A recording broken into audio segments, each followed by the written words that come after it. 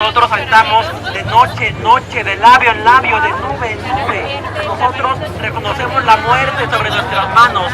Tomemos la dosis precisa antes de dormir.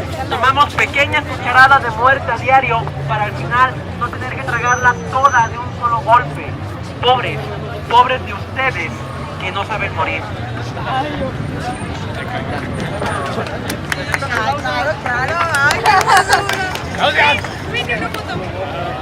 ¡Sí, una foto con él!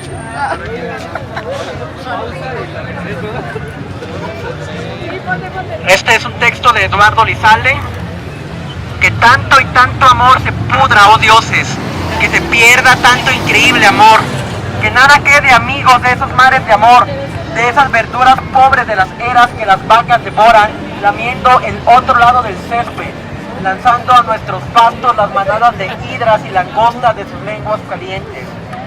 Como si hirviera el pasto celestial, el mismo océano salado como arenque hirvieran, que tanto y tanto amor y tanto vuelo entre unos cuerpos al abordaje apenas de su lecho se desplome, y que una sola munición de estaño luminoso, una bala pequeña, un perdigón inocuo para un pato, derrumbe al mismo tiempo a todas las aves y las bandadas y desgarre el cielo con sus plumas, que el oro mismo estalle sin motivo, que un amor capaz de convertir el sapo en rosa se destroce, que tanto amor y tanto amor una vez más y tanto imposible amor inexpresable nos vuelva tontos, monos sin sentido, que tanto amor queme sus naves antes de llegar a tierra.